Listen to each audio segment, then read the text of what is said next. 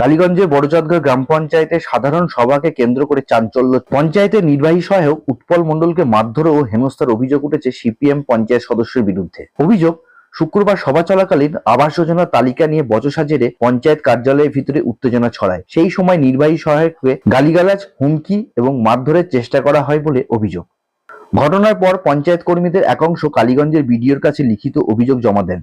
BDO কাঞ্চন রায় জানিয়েছেন, কর্মরত সরকারি কর্মীর ওপর হামলার ঘটনা বরদাস্ত করা হবে না, এর আইনানুগ ব্যবস্থা নেওয়া হবে।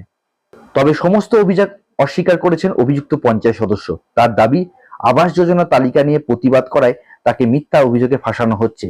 ঘটনাকে কেন্দ্র করে এলাকায় রাজনৈতিক ও প্রশাসনিক মহলে শুরু হয়েছে জোর চর্চা। গতকাল আমাদের গ্রাম পঞ্চায়েত বড়চাঁদগড় এইজিপিতে সাধারণ সভা চলাকালীন আমাদের কর্মচারী যারা আছে তাদের উপরে মেম্বারদের কিছু অংশ, বিশেষ করে একজন মেম্বার আক্রমণ করে, অসভ্য ভাষায় গালিগালাজ করে এবং প্রাণনাশের হুমকি দেয়, চেয়ার তুলে মারতে পর্যন্ত যায়। এই পরিস্থিতিতে দাঁড়িয়ে তারা সেইখানে কোনো রকমের এই ব্লক অফিসে চলে আসে এবং পরবর্তীকালে বিডিও সাহেবের হস্তক্ষেপে আমরা আজকে জমা হয়েছিলাম যে এর বিরুদ্ধে করার জন্য বিডিও সাহেবকে রিকোয়েস্ট করেছি এবং চিঠি আকারে আমরা আমাদের যা বক্তব্য জানিয়েছি। বিডিও সাহেব খুব সুস্পষ্টভাবেই, খুব সুন্দরভাবেই বিষয়টা দেখেছেন এবং যা পদক্ষেপ নিয়েছেন আমরা চিঠি আকারে জমা করেছিলাম। সেই চিঠি উনি এইমাত্রই ডিএম সাহেবকে এবং ওসি কালীগঞ্জ যিনি আছেন তার কাছে ফরওয়ার্ড করেছে।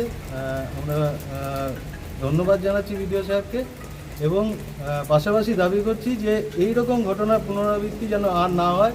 এই হলে পরে কিন্তু আমরা কর্মচারীরা একত্রিত যে আজকে যেরকমভাবে হয়েছে, এর পরবর্তীকালে যা যা করণীয় কর্তব্য আমরা করব।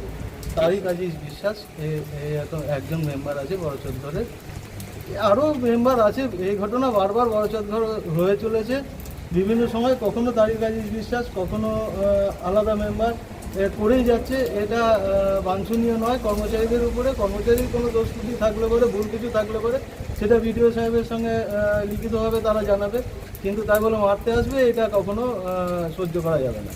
দাবি আমাদের সুস্পষ্টভাবে আমরা লিখিত আকারেই বলেছি যে এই ঘটনার পুনরাবৃত্তি না হয় এবং যিনি এই ঘটনার কাজ সঙ্গে জড়িত আছে তাদেরকে